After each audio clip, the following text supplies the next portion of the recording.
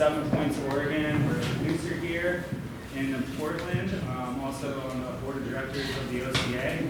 And on behalf of the OCA, I'd like to welcome you all to the second data event we've run. This is the first in a series that we're going to have this year. And yeah, thank you all for coming. I hope it's informative. I'm really excited about it. I'd like to thank DHM and Quinn for doing the research behind this. And yeah, without further ado, you guys want to introduce yourselves and take it away? Yeah. Hello, everybody. I'm John Harvick with DHM Research. We're an independent, nonpartisan public opinion and policy firm. So I like to say that my job is to ask people what sort of community they want to live in. We do a lot of public opinion research in the Pacific Northwest. So that means a lot of survey research. We'll call people up, usually in the evening when they don't want to be hassled, so pepper them with questions about issues in the community. Do a lot of online research as well in the focus groups. And just real quickly, my background, I worked a little bit in the legalization campaign here in Oregon in 2014. And then I did a lot of work for the Oregon Health Authority in the early days post-legalization as they were trying to figure out their public health communication with teens and young adults primarily. And also did a lot of work on the universal symbol. So the symbol that's on all products here in Oregon. I did about 40 focus groups around that. So if you want to know anything about the symbol, you can ask me about that. And then really pleased to be here and share this recent research that we did. My name is Doug Badger. I'm managing partner at Quinn. We are a marketing, communications, and brand strategy agency based here in Portland with an office in Seattle as well. And a lot of people have asked us why we did this research. And just to give you a little bit of a sense, we teamed up, Quinn and DHM Research, 5 years ago to start a series of what we called insights reports. So basically, we took a look out at the community and really tried to find an issue that people were wrestling with from either a public policy standpoint or a communication standpoint, whether they're policymakers, employers, what have you, and really do a deep dive and develop some research and findings that could inform the conversation. So that started 5 years ago with a report on Oregon millennials. We did a study on social media users in the Pacific Northwest. Our last one was about new Seattle residents and comparing them with long-term Seattle residents. And then this particular study, Cannabis. And you'll find that there's a little bit of a thread, which is we're really trying to look at an audience of people and understand them better, which is really the whole point of these reports, is to look for people that we think are maybe not well researched and try to bring some findings forward that can help inform conversations or business practices or public policy discussion. So, We're going to dive into this. Yeah. One thing, just before I say, I've been asked this in some other conversations I've had, if someone paid us to do this work, if we work in the industry. We did this on our own. It was just something that we were just interested in. So we come from just our honest perspectives. yeah, deep curiosity, call it. So I talked to you a little bit about why we did this report.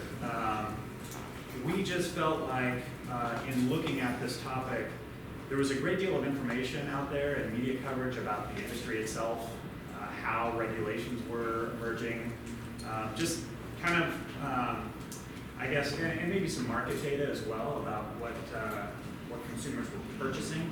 What we felt was lacking was just a little bit of a better understanding about who the actual cannabis consumers were themselves, and getting beyond stereotypes, which we'll get into a little bit.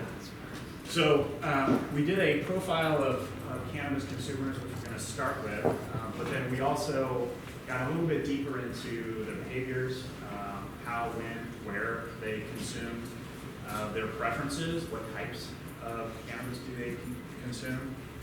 Cannabis in the workplace, which is something we did a dozen in-depth interviews with employers, regulators, and people within the industry.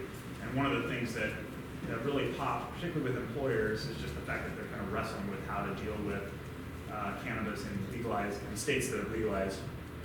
And then finally, differences between the states. We'll get into the methodology of this, but we did do research in 3 different states. Our there are differences emerging from what the consumers are saying. And I'm going to be stepping across here a little bit. All right, the methodology. So what do we do? I sort of talking to some of you earlier, some of you very interested in data and asking methodological questions. This is my chance to talk about it. It was 3 phases. So we took 3 different approaches to gather information. The first phase was to do these in-depth interviewers with stakeholders. So as Doug said, industry folks, regulators, employers. We want to take a step first and talk to them about what was going to be helpful and interesting. So if we're going to go forward doing research with cannabis users, what sort of questions should we be asking so that when we get the results back, it's going to be useful and informative. So that was stage 1. The second stage was that we did surveys of cannabis users in 3 pioneering states. So here in Oregon, Washington, and Colorado. So we did 300 interviews with cannabis users in those 3 states. The questionnaire was about 15, 17 minutes long. We asked a lot of questions, and we're going to highlight some of the key findings on that. And then we did some qualitative research as well. We did some focus groups here in Portland and up in Seattle.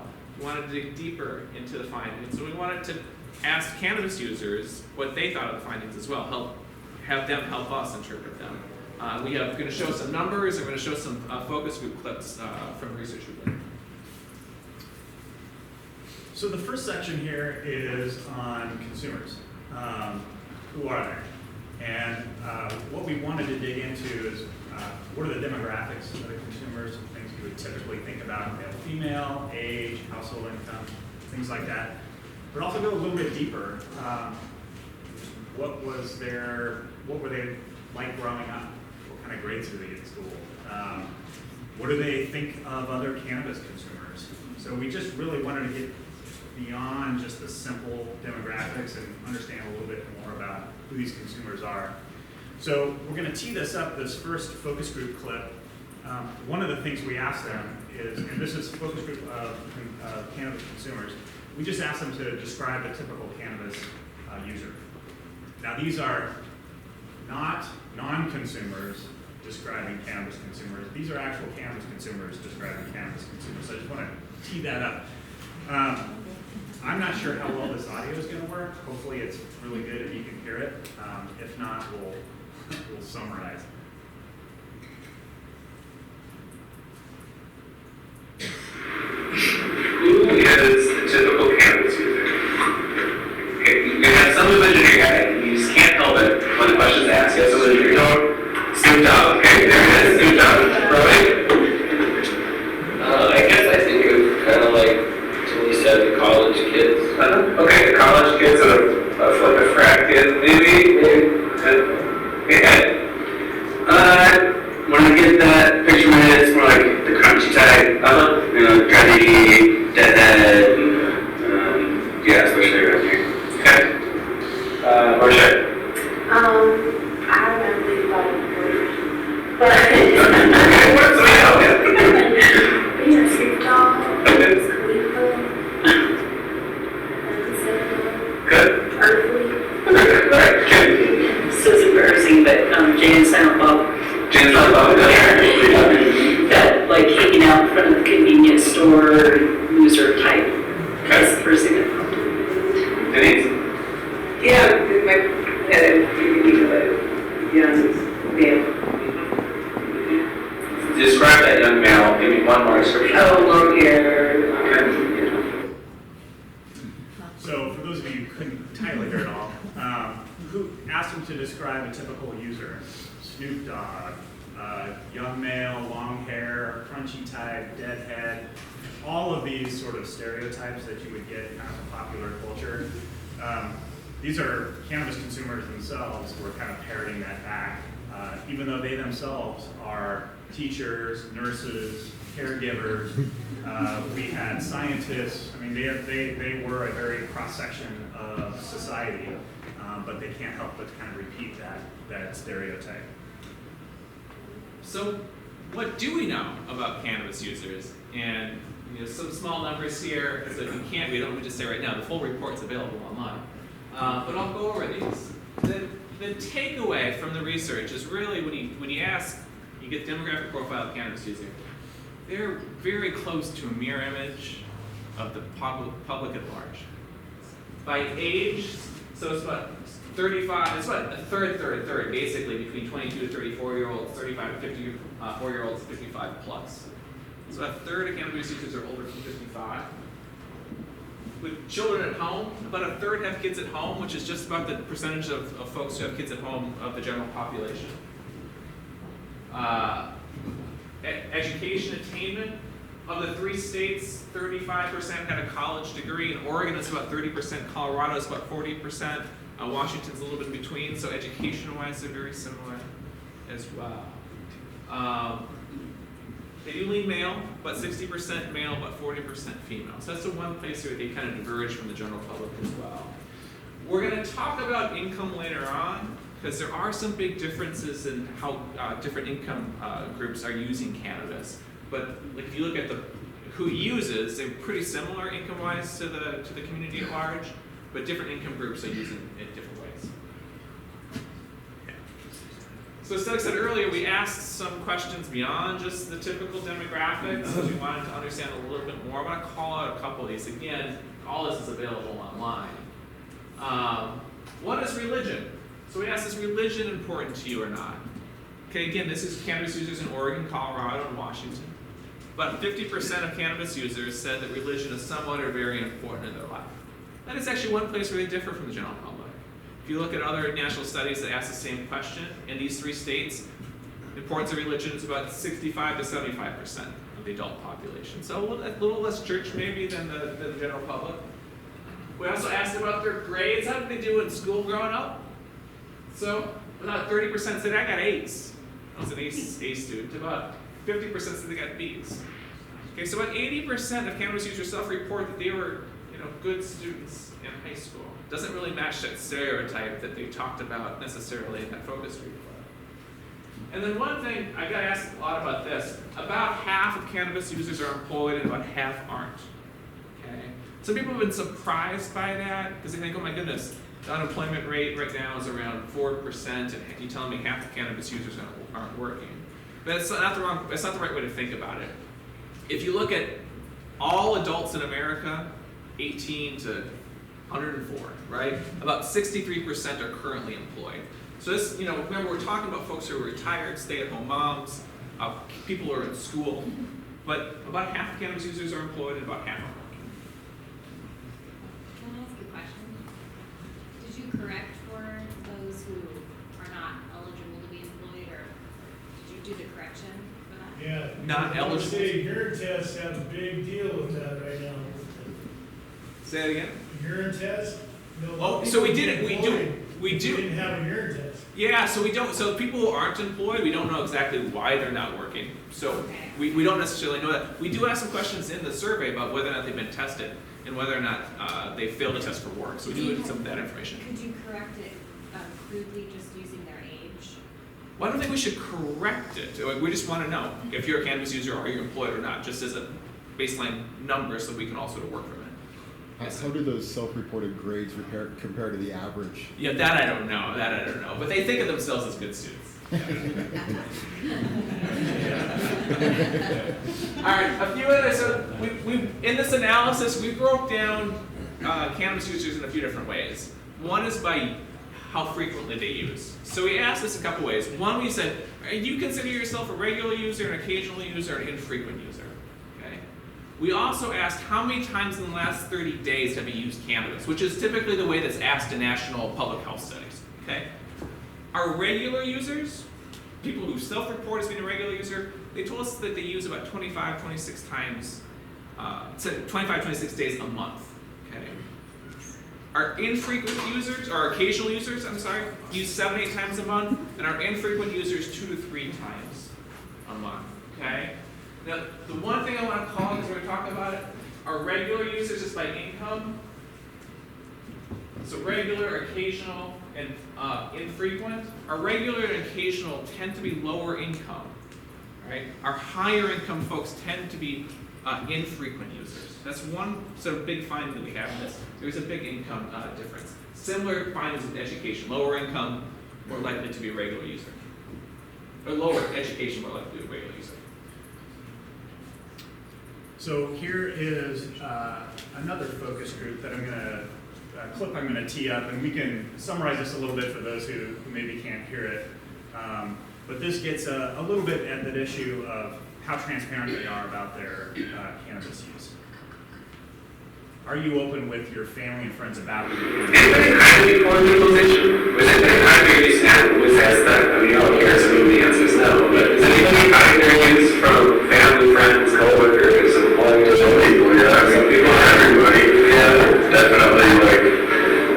Like there's a section of my family that I mean, they probably know, but I try to act like, you know, probably a good boy or something. Yeah. But then the fear is the right word. You assume that they would think it's, I don't know, bad boy, bad behavior, moral, or I don't know. Yeah, just like that, I don't know, like, that might, you know, correlate to a certain kind of lifestyle or something like that. Like, oh, well, you smoke pot, so you probably, you know, snort coke too, or, you know, something of that nature, you know.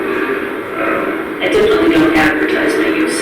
Yeah, I was gonna say, yeah. Yeah, I mean, you know, I don't really go great lengths to hide it or anything, but kind of like what Riley said, I know there's certain family members that I know would be very judgmental about it, so I just don't. So the discussion was really about the fact that they're not fully transparent with a lot of their family and friends about their use. And this gets at one of the questions that we wanted to ask is this. Even though cannabis is legal, I still think there's a social stigma attached to it. Do you agree or disagree? And if you see here, 51% and 28%, so a combined 79% agree with that statement. So these are cannabis users who believe that there is a social stigma attached to use, which really rolls up to something that I think is pretty common, which is there's a perceived brand problem with cannabis. 79% self-identified cannabis consumers agree. If you look into the subgroups a little bit here, particularly by household income, what you find is there's a little bit of a class element. So if you're in a household over 100,000 annual income, you think 93% of those people agree that there's a stigma to it. If you're under 50,000, it's 74%. So there's a 19% difference between lower income households and upper income households on this issue of whether social stigma. But that's still, 74% is still a big number. So it's felt across the board. Yes? Is there a correlation How does to it- age? Sorry, go ahead. So, how does it break down by age group? Oh, by age?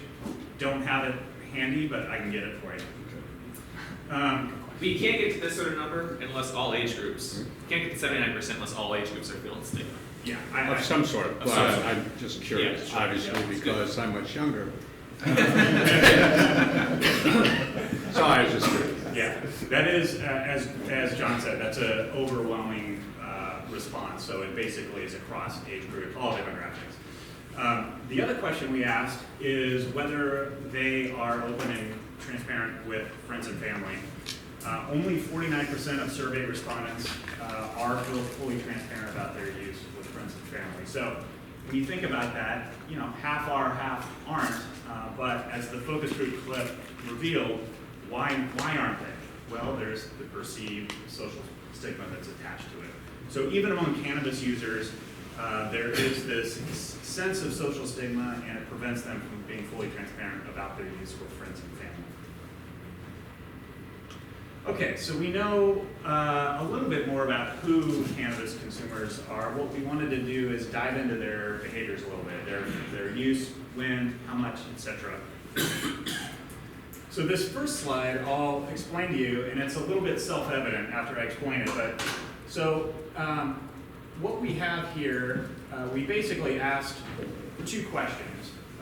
What was your level of use before cannabis was legalized in your state, and what's your level of use afterwards, so in the last 12 months.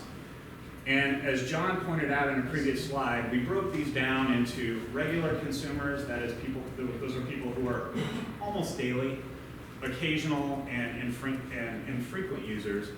So what you see among the people who in our 900-person survey describe themselves as regular users, before legalization, 48% of those people consume daily. After legalization, 74% of those people consume daily. So it was a plus 26-point increase in daily use among regular users. Once they had access to legalized cannabis, they became more frequent consumers. In this occasional category, these are people that are roughly 7 to 8 times a month. 20% reported using occasionally before legalization, 38% reported using occasionally after legalization, so a plus 18% jump. And then infrequent was really unchanged. Did you have a question? Do you have that information in generational breakdown? Oh, like by age? Yeah. Yeah. We don't have it necessarily in my head, but I have it, yeah. Yeah. I'd be curious to see. Yeah. So again, it's sort of self-evident. You think people who are consumers before legalization will be consumers afterwards, but I think the point here, the finding here, is that demand accelerated and there was much greater consumption in these states after legalization. Why do people consume? This is something that has gotten the attention of a lot of people. And the biggest one is health and wellness. It's not Jay and Silent Bob standing outside the convenience store. The number one reason, 58% of our survey respondents said that they smoke cannabis to reduce stress. 58%. 56% said to reduce pain, and 51% said to help with sleep. So all of these issues are really about health and wellness, mental health, in some cases physical health. And in fact, when we did the focus groups, there were a ton of comments from people just about how, look, I go home after a busy day, I don't have a glass of wine. I smoke cannabis or I have an edible. And so there's this issue of replacement with alcohol, which John is going to get into in a little bit. But it's a substitute for that in many instances. One more question on the last time, sorry. Yeah. So medical conditions, and you reported on that, as I look through, obviously there's joint pain and sleep, but do you find information back on cancer or higher end medical conditions? We didn't ask specifically about that. We did ask some of the reasons you might use it to reduce nausea or improve appetite, which may be people who are suffering from sense treatment. And they're for the cannabis users as a group, they're pretty far down the list. But obviously it's important to certain individuals. So we're going to hear from the focus group again. Why do they consume cannabis? Do you use primarily for recreation? I'd say both, mostly mental health, as opposed to physical. Relaxation, anxiety, or something? Yeah, relaxation, de-stress, kind of calm down the outside world and going in. Just think about the thoughts. Yeah. So I smoke recreationally. And on a side note, my mom smokes for medical reasons, anxiety and stuff, and we do smoke together. Yeah. It's awesome. Yeah. Yeah, my mom did that, so it's really fun. I recommend it. Right. Definitely completely recreational. Not really for medical reasons. So that's just a little representative sample of both of our focus groups, the one in Portland and the one in Seattle. Very similar responses that we heard back. A lot of people who smoke just for anxiety and stress. A lot of people use for both recreation and medical purposes. That's something that showed up in the data as well. We just included the Portland clips here because we're here in Oregon, but we had some great clips in Seattle, similar to what the woman at the end of the table said, that the experience of parents and children. Yeah. Yeah, lots of that. Were you able to do any kind of a breakdown with, for example, medical professionals in any of your survey groups, doctors, nurses? That would be a great study. We'll touch on that in just a second, although the quick answer is no, that research needs to be done. But we do have a little bit of who people are trusting, including health professionals. One of the questions is it when you use? Is this like an everyday thing, on the weekdays? Is this just sort of on the weekend and holidays? So weekends and holidays, about 39% of people are doing that often, about 46% are doing that occasionally, just 16% of our cannabis users say, yeah, I really don't do that. So these are probably our very infrequent people. And then for people who are using it during the week, during the work week, about 29% do it often, about 35 or 34% do it occasionally, and 37% are doing it infrequently. Big differences here by income. So our lowest income folks are about twice as likely to be using cannabis during the work week than our highest income folks. For whatever reasons, it could be lots of different reasons, I don't know. But it certainly was a clear pattern in the data. There was not that big of a difference between employed and unemployed, just a few percentage points. It's really that low income versus high income where you really see a big difference in in-week use. So on that topic, I'm sorry to interrupt. So as we go through these screens, Yeah. of the 900 participants that you had, Yeah. how many were 20 and below, or 20 to 25? Do you have a breakdown of age percentage? Right, I don't have the numbers right in my head right now, but about 35–40% were infrequent, and then the rest of the 60% were about split between regular users and occasional users. That's actually by age category. Oh, by age category, we have that. It's basically, so 25 to 34 they're roughly a third in these categories. 25 to 34, 35 to 54, 55 plus. So cannabis and alcohol, one of the big questions in not only the cannabis industry, but in the alcohol industry is, are people substituting cannabis for alcohol? This is not the only, this won't be the definitive sort of answer to this, but it's very instructive. So we ask people, since legalization, are you drinking alcohol more, less, or about the same? About 4%, just 4% are saying that they're drinking more. I will tell you, we talked to regulators who were concerned that cannabis users were perhaps increasing alcohol consumption. And I'm sure that happened. But only 4% reported that they're drinking more.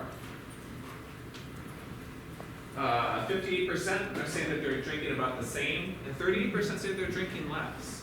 So about 9 times more cannabis users are reporting drinking less post-legalization than are drinking more. It's certainly suggestive that people are substituting cannabis for alcohol. Spending on cannabis. So we asked, how much are you spending per month on cannabis? They had lots of different dollar figures that they could put in. This is just those who are spending $500 or more in the last year in cannabis. And it's broken down by income. 26% of those making less than $25,000 spent more than $500 in the last year on cannabis, compared to 14% of those who made $150K. Okay, so you see it's a steep drop from less than 25 to 25 to 50, but you can see that drop down as folks have higher incomes. They do seem to be spending less. So from an industry perspective, that has consequences about who the customer base is. I'll tell you, I do a lot of public health work as well. Public health officials are going to be concerned about this number. Okay, so we got a little bit more about who the consumers are. We got a little bit more about what the consumer behaviors are. One question that we really wanted to dig into is, what are their product preferences? So let's talk about that. How do you consume cannabis? So I'm going to explain this chart to you real quick. We asked 2 questions. The first question, which is the green line, was what are all the forms of cannabis you've consumed in the last 12 months? Check every one that applies. So you can see 64% of our respondents said smoking, 47% said edibles, 31% vaping, 23% topicals. Smoking, the clear winner there. The second question we asked was, which do you use most often? So not give me every form that you've consumed, but which really do you prefer? And you see here 51% of respondents said smoking, and then it drops way down to 18% for edibles, 14% vaping, and 12% topicals. Now you might look at that and go, well, smoking is like by far and away the biggest winner there, and that's true from that standpoint. But I would also say like half the population doesn't smoke as their preferred method. When you break down a little bit into the subgroups, people who say that they smoke recreationally, 62% of them prefer to smoke.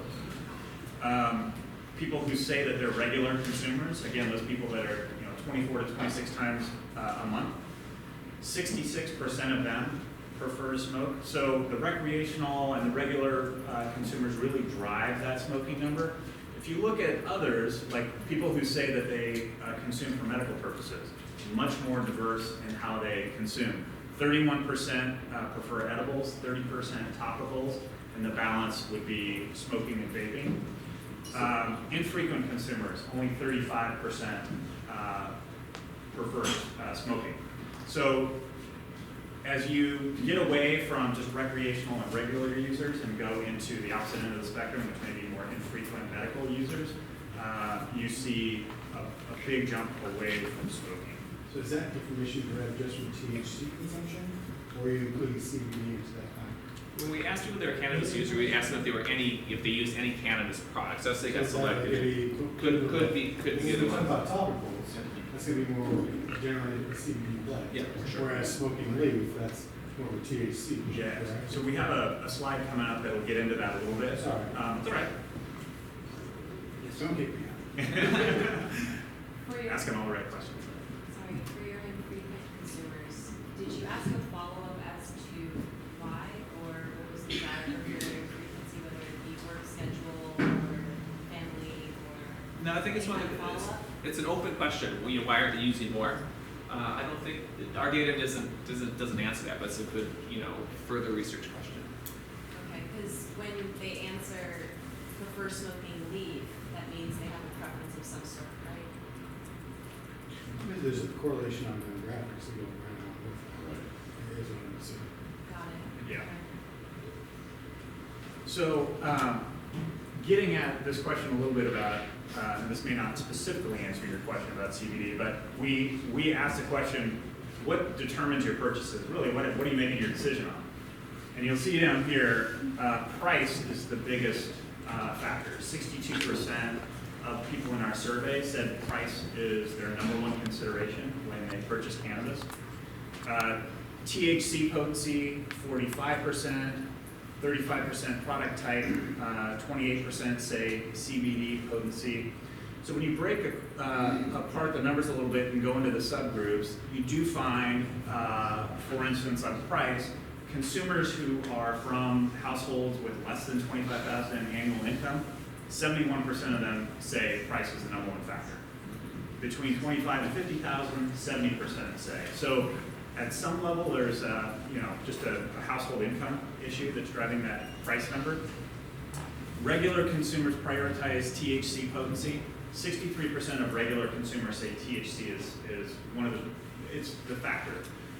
But it's a little more complex. We sort of look at that and go, oh, maybe they just want the biggest bang for their buck. And that's why they're kind of looking at THC. But as we got into the data and also into the discussion with focus groups, really the issue is they just want to manage the THC levels that they're consuming. It wasn't that they wanted the most THC. It was that as they're consuming it, whether it's throughout the day or whatever, they just want to have management over that. And that was a specific question that the regulators wanted to try to answer with this research, because there was some question about whether or not people are just trying to maximize potency for the dollar, and it doesn't seem to be the case. Yeah. So it's managing. We'll go right ahead. So the consumers you questioned fall in the same category. So like I say, we want 18% and this percent CBD, or they're very specific to the THC potency is what they're getting into. Right. So when we talk about price, to say this an alternate, would that dissuade their purchasing over where they're comfortable with? In the survey, I mean, I'll speak to the limitations of the survey in terms of how much we could break that, answer down with people. But our basic question was, what's driving your purchase? And price, THC potency are the two biggest issues. I guess my question, I apologize, but my question would be maybe more correlated to this slide to see if the infrequent consumers had a preference in terms of if you're asking them if they're not purchasing but you more asking kind of why they purchased what they purchased. So I guess what was their answer in terms of what product category? I'm missing that on the slide, I apologize. Is it CBD potency over THC? So CBD potency is the first decision? Oh, or that's is it great. over I don't remember THC? that number at the top of my head. We can get it for you. Yeah. Okay. Yeah, we have it. We have it. Yeah, just remember what it is. Alright, I have one more follow-up too. Do you have this same graph broken down by income? Because I'm curious what the higher income people are Right. interested in. Is it diversity of product type? Like what did their stratification look like? We have the data, but we don't have a chart on it. Okay. Yeah. Alright, so one of the things we also want to look at is what are people feeling when they walk into a retail store? I remember the first time I walked into a retail store and I remember I had a very specific feeling about it. So we asked them if they felt comfortable, if they felt confident, if they felt knowledgeable, or maybe they felt uncertain or intimidated, anxious, embarrassed. Okay, so we had feelings on both sides here. 57%, so more than any other category, said that they felt comfortable. Of course, the other way to look at that is 43% of cannabis users didn't say that they felt comfortable. They felt some other emotions when they're walking into the store.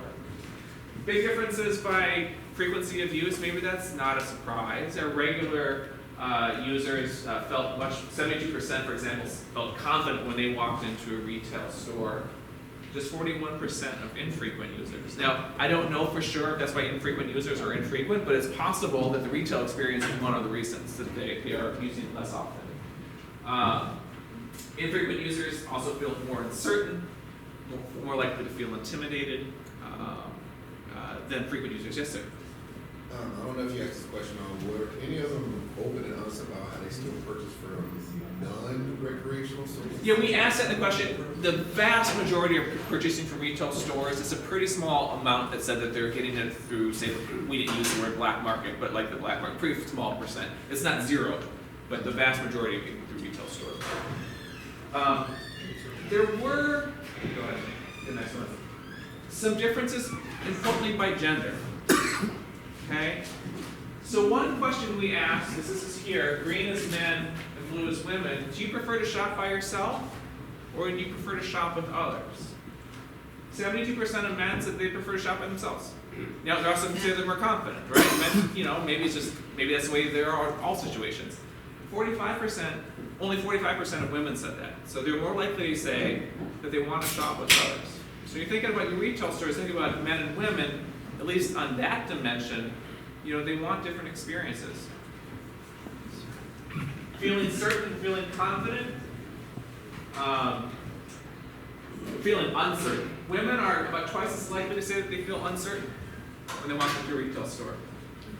Men are nearly, well, not quite, but 1.5 times more likely to say that they feel confident. Okay? So there are some significant gender issues in the retail experience. I wonder if you could, because I'm just imagining myself shopping and I like to shop with others, so I'm wondering if any parallels can be drawn with non-cannabis purchases that could be a direct read across, that could be used in these type of data analytics. Yeah, I'm sure that this is not unique. Are you asking if women just like to shop together? Period? That's a given, but. Yeah. I'm not in the retail space, it's not my business, but if I were, I look at those numbers and think, what am I doing to attract men, what am I doing to attract women? They have different experiences. I'm still stuck a couple slides ago on the brand being the lowest thing. As marketing guys, what does that tell you about us, our industry? Because that doesn't jive with the real world and the rest of the industry. Yeah, actually I meant to call that out. Let me just go back real quick. Brand. Yeah. So all I can say, so this is from the survey data.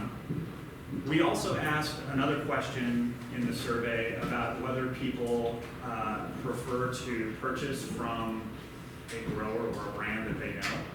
And we got a much different result. It's a much higher propensity towards purchasing something from somebody that they know, a company that they know, or a grower that they know. So there is some affinity there. I would say the other thing that we heard a lot in the focus groups is, and this is a lot from our kind of occasional and infrequent users, they really want consistency. And a lot of our regular users too. You know, if they go and they have a bud tender recommend something and they get it and they like it, they like to go back to that.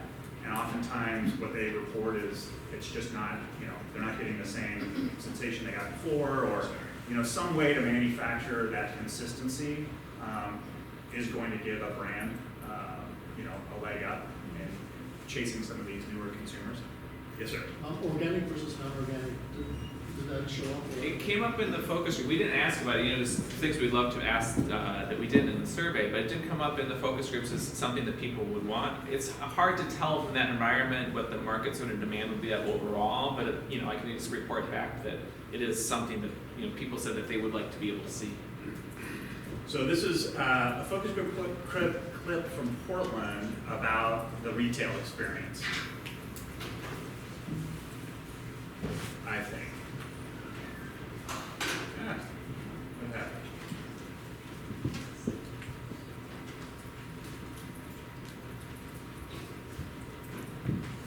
There we go. What was your first retail experience like? Talk to me about the shopping experience in the dispensary. So, well, a little bit. Yeah, if you're not in that space very often, you don't get a little bit more experience. I think one thing is there's a lot of products, like, when the questions asked, what types do you use, and said lotions and stuff like that. I think that lotions is interesting. So I think that if you don't know what you're doing, the people who are in on it have a lot of lingo that they use. Like you can talk about the CBD or THC, and you can talk about, you know, how many, like, the content of it as far as like percentages and stuff, and you just don't know what all that is. So you need, there's a learning curve. I would look it up because I knew I would be able to go because I don't know much about it at all. She's an expert.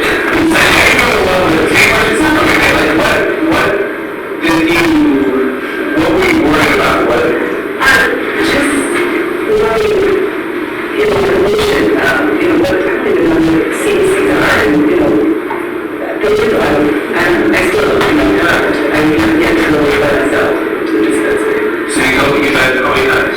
Oh, that's 3 times. Your daughter goes that way. Do you shop for the same thing every time? You shop for the same thing? Yes, something that comes from you and then something evolution. Okay. You say something, well, obviously. Yeah. Do you know what to ask for, or do you just ask the person, what do you call the person who's helping you? But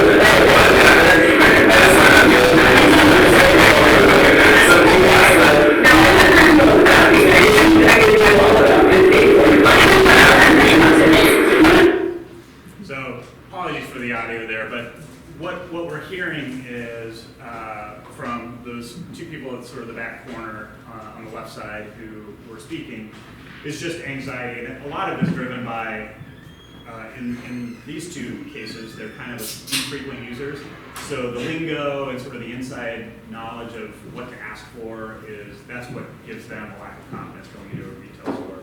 They just don't know. She says what CBC is. I mean, I'm not sure I know what CBC is, but so it's just kind of the lingo is a barrier. What we're hearing from a lot of folks like that. So we asked as well, who do you trust? If you need to get accurate information about cannabis, who's going to provide it for you? Who do you know for sure is going to provide it?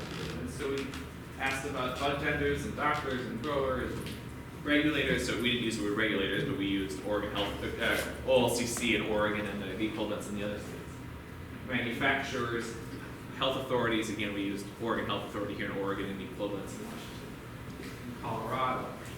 And the thing that stands out is the most selected choice was bud tender. And it definitely was what we heard in the focus groups as well. That is a real opportunity. Those are the training that those individuals have, the way that they communicate information to consumers, things that they recommend and what they might be good for really matters to consumers. It's a real opportunity. Those folks have real importance in the industry. This result is going to be interpreted, let's tell you, differently by different audiences. There's definitely gonna be a regulator or a public health person out there who's gonna be really nervous that it's the bud tender who's trusted the most. So I, gonna have you think about that as well. Doctors, only 30, I mean, it's the second on here, but only 38% of people said that they could trust their doctor. And in focus groups, what they told us is that doctors often don't have good information because good information doesn't exist, or they don't feel comfortable talking to their doctor because they don't want the doctor to know that they're using cannabis. They feel like their treatment may be changed or they may be judged. So as you look at manufacturer and grower, how are these individuals getting that information from those two specifics? Yeah, that I don't really know. I couldn't say. But it wasn't something that they told us that they were really looking for credible information. So one of the things, again, getting back to the in-depth interviews we did at the beginning of the research, talking to employers, there is a real challenge, particularly in a great economy like this. There's a lot of vacancies in jobs that they just can't fill. They don't have skilled workers, or they're having a hard time getting skilled workers through screening, as was alluded to earlier. So we wanted to understand a little bit better about what is this issue and what's this nexus between the workplace and cannabis consumption. And we asked two questions. One, in the last 12 months, have you consumed cannabis at work? And that is the green line here. So you'll see, well, let me start over here. So on that question, about 25%, about a quarter of the people in our survey said that they've consumed at work in the last 12 months. If you look at it from the frequency of use, so a regular, occasional, and infrequent users, 43% of regular consumers have said that they used during work in the last 12 months, 21% of occasional, and 12% of infrequent. We also asked, did you use immediately prior to work? 49% of regular consumers said they used immediately prior to work, at least once in the last 12 months, 20% for occasional, and 10% for infrequent. And one of the questions we got from a number of people after we put out the data was, well, but a lot of that is for medicinal purposes, which is true. A lot of that is for medicinal purposes. But we did look into the numbers just to kind of understand that. And you'll see here 42% of people who say they are regular consumers were doing it for recreational purposes at work. So there's still that element to it as well. It's not 100% just people who are treating a condition of some kind. Many employers that we find are starting to relax some of the screening or are considering relaxing some of the screens just to try to get more people into vacant positions. It's an issue that is continuing to, trouble's the wrong word, but it's an issue that employers are wrestling with. And we wanted to just get a little bit of a sense for the scope of how much use is going on. Can you just forward that?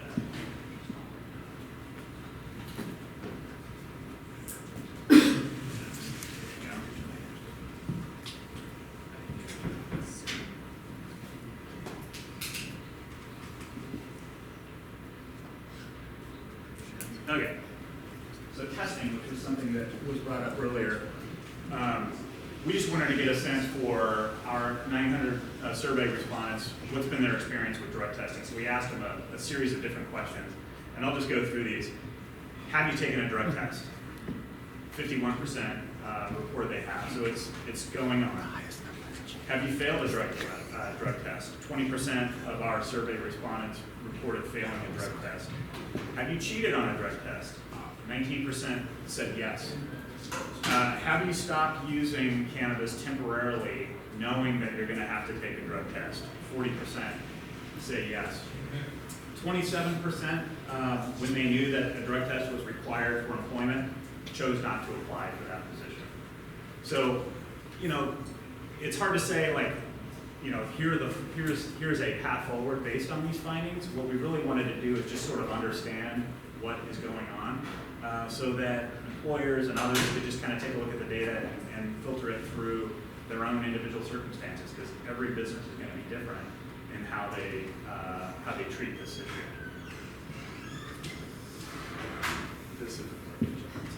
You can just hit that. trying to log on to the internet. There we go. And then finish, yeah, we're just talking about the differences between states. So we talked. Can I jump back to the workplace one real quick? Yeah. So I work in HR, not specifically just in cannabis. So I deal with this all the time. I'm trying to help organizations figure out, should we test? Does it matter? And I'm always looking. So for you guys and for everybody else in the room, are there any good research studies on the impact while you're at work? Because that's always the question, like, how is that going to impact? And they've got that Snoop Dogg kind of mentality in their head, like, oh, they're just going to be zoned out, eating not Depends on each individual. It doesn't matter, it depends on each individual. Well, but as I'm working with the companies, they're not going to risk hiring an employee that depends, that they have to wait and see. I understand. Yeah, so is there any information that helps me come and say, hey, in these job settings, it won't really make a difference? Like if you're using highly technical machinery that can cut your hand off, maybe not. But anything that helps kind of make that argument. But there's people come to your shop that don't want to deal with somebody that is under the influence. Yeah. They want to deal with somebody that's on point. I think the answer is I don't know. Maybe like afterwards, as you're mingling, you could talk to each other a little bit. What we did hear from the interviews that we did, the manufacturers were the ones who were particularly, concerned about testing at the workplace, and it had to do with, safety issues. So just a little bit about differences between states. Walking around earlier, and people said that they were interested in them. One thing that we did see, we asked, pre-legalization, how much did you use? Post-legalization, how much did you use?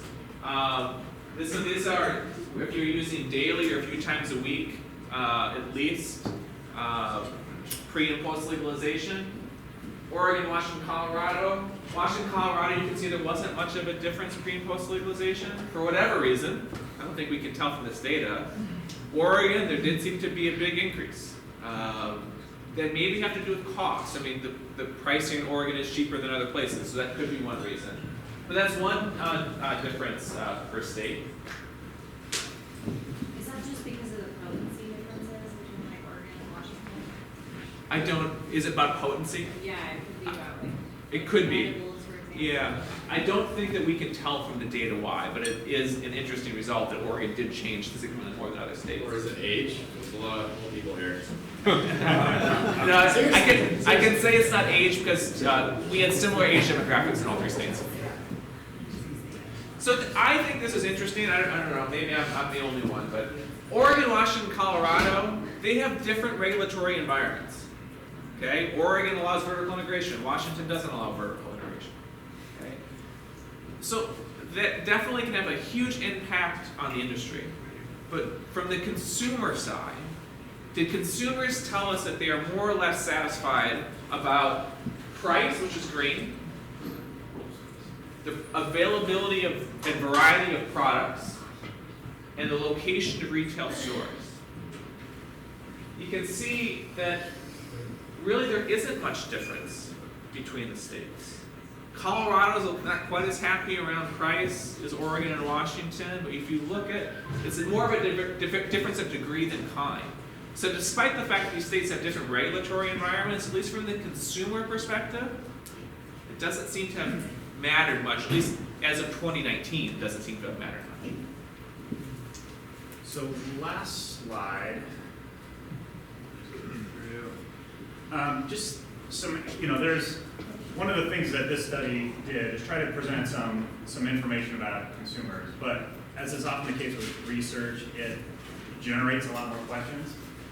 And so some of the questions that we were left with, clearly there is growing demand. There are more occasional users and just more people coming to cannabis use generally. So who will the users be in the future? That's a question. We kind of know who they are today based on what we're seeing in the data, but who will they be in the future and how do you market to them? Who are the people replacing alcohol with cannabis? That's a big question. Is that, from a marketing standpoint, understanding who those people are and how you can convert them away from alcohol to cannabis as another way of addressing their stress and anxiety, that's a huge market.